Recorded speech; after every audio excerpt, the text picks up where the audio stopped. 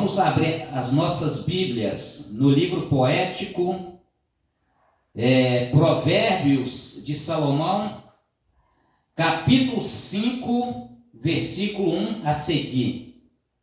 Pastor José Marcos, Provérbios de Salomão, geralmente, culto de domingo é culto evangelístico. E quem disse que provérbios, cantares, não são textos bons para evangelismo? Quem disse isso? Aguarde alguns minutos que você irá ser edificado ou edificada pela palavra de Deus. Porque a Bíblia é como espada de dois gumes. A palavra de Deus é viva e eficaz, é mais poderosa do que espada de dois gumes, porque ela é apta para discernir os pensamentos humanos, ok? Diz assim, leia comigo, por favor. Filho meu, atende à minha sabedoria, à minha razão inclina o teu ouvido, para que conserves os meus avisos e os teus lábios guardem o conhecimento. Porque os lábios da mulher estranha destilam favos de mel, e o seu paladar é mais macio do que o azeite. Mas o seu fim é amargoso como o absinto, agudo como a espada de dois fios. Os seus pés descem à morte, os seus passos firmam-se no inferno. Ela não pondera a vereda da vida. As suas carreiras são variáveis e não as conhece. Agora, pois, filhos, dai-me ouvidos e não vos desvieis das palavras da minha boca. Afasta dela o teu caminho e não te aproximes da porta da sua casa. Eu não quero ler todo o texto por causa do fator tempo, mas o sábio Salomão, inspirado por Deus, fala da diferença entre sabedoria e conhecimento. A sabedoria vem de Deus. O conhecimento é terreno. Existem pessoas com muito conhecimento, pessoas portadoras de diploma, de cursos superiores, pós-graduadas, pessoas com mestrados, com doutorado, com pós-doutorado, pessoas PhD, mas não tem a sabedoria de Deus porque não pede. Se a pessoa pedir sabedoria de Deus, Deus concede, segundo a orientação do apóstolo Tiago. Então, Deus está chamando a sua atenção para atentar para a sabedoria dele. E Ele está chamando a sua atenção para inclinar o teu ouvido para a voz do Espírito Santo, para que conserves os meus avisos. As pessoas têm o hábito de dizer o seguinte: se conselho fosse bom, as pessoas não davam, vendiam. Mas, biblicamente falando, o conselho bíblico é bom. Então, como o conselho bíblico, os avisos de Deus são bons, devemos guardar o conhecimento que vem de Deus. Esse vem de Deus. Por quê? Aí o sábio Salomão continua. Porque os lábios da mulher estranha destilam favos de mel. Por que fala nessa linguagem de mulher estranha? Porque a mulher estranha é descrita, hoje nem pode usar o termo, prostituta, porque hoje tudo dá processo. Mas essa mulher estranha é descrita como garota de programa ou garoto de programa. O que é isso, pastor José Marcos? A Bíblia é contra o sexo ilícito por várias razões. Quando eu falo a questão da prostituição, que é porneia no grego, é o sexo ilícito de várias formas, através da pornografia virtual, ou através da pornografia física. A Bíblia é contra. A Bíblia diz assim, na explicação da Bíblia, linguagem pessoal: o charme de uma prostituta é para tentar o homem, levando-o a cometer erros e ou deixar de buscar a sabedoria. A imoralidade sexual sempre foi extremamente perigosa, ok? Porque destrói a pessoa, destrói a vida familiar, corrói a capacidade de amar. É isso mesmo, degrada os seres humanos, transformando-os em meros objetos. É sério isso. A imoralidade sexual pode levar a enfermidades graves e resultar em filhos não desejados e contrárias à lei de Deus.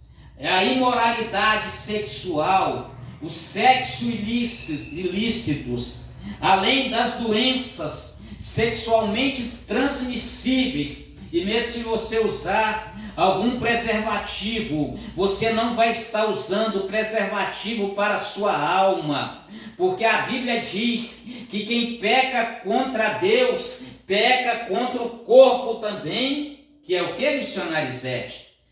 Templo do Espírito Santo de Deus. O nosso corpo é templo do Espírito Santo de Deus. O nosso corpo é morada do Altíssimo. Uai, pastor, e você não tem falhas? É claro que eu tenho. Jesus disse assim, a Bíblia diz assim, em 1 João capítulo 1, versículo 8 e 9, aquele que disser que não tem pecado, esse tal é mentiroso, mas se confessarmos os nossos pecados, ele é fiel e justo para nos purificarmos de toda injustiça. Pecados temos, mas não podemos concordar com o pecado, não podemos sentir prazer pelo pecado, porque uma vez que a pessoa sente prazer pelo pecado, aí a tendência é descer cada vez mais. O certo é sentir tristeza pelo pecado, e quando a pessoa sente tristeza pelo pecado, não é sinal de remorso, e sim arrependimento. É sinal que o Espírito Santo está trabalhando no subconsciente, no inconsciente, segundo a psicologia. A Bíblia chama também do homem interior.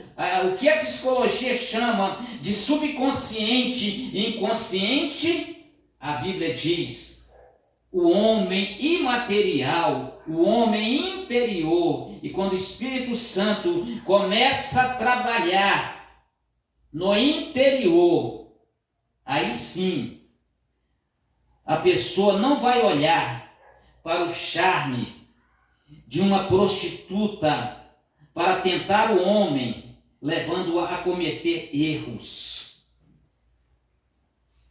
Uma mulher, um homem, tanto o homem quanto a mulher, podem ser lindos por fora, podem ser desejosos, mas você precisa pensar em relacionamento sadio, segundo os padrões bíblicos, e não segundo os desejos imoderados.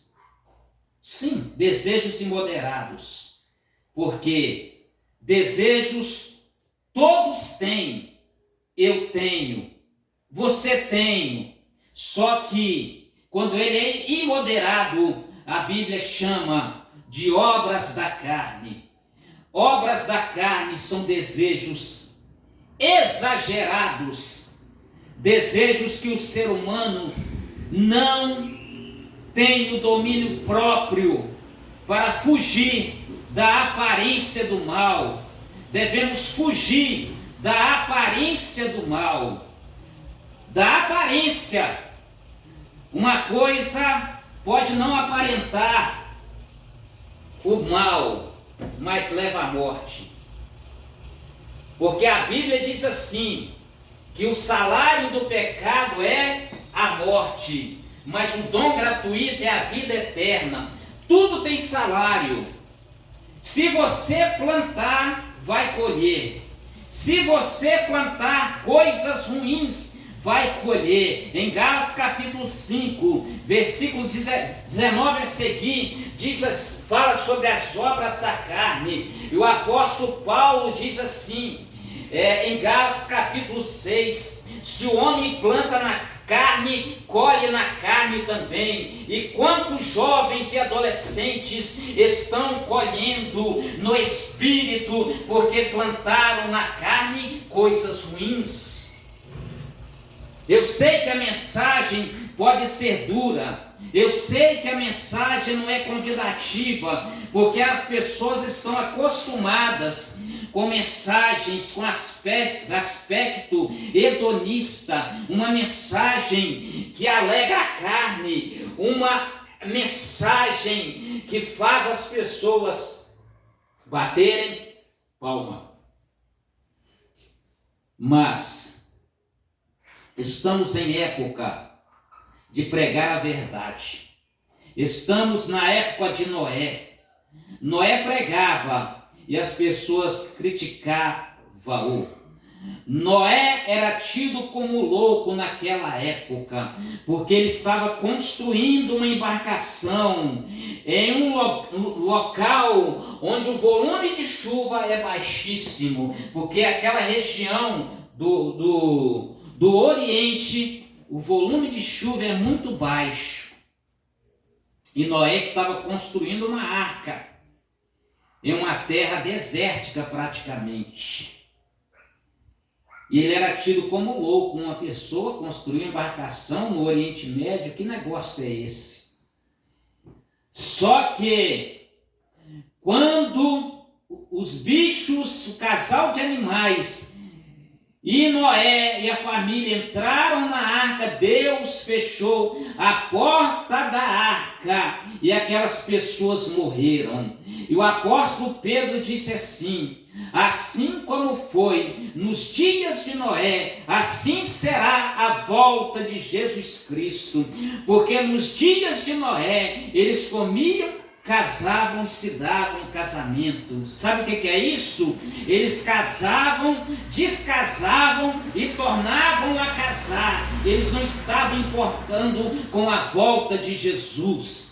E a igreja brasileira e mundial precisa voltar a pregar nos púlpitos sobre o arrependimento, sobre as questões espirituais, sobre as questões éticas e morais, custe o que custar.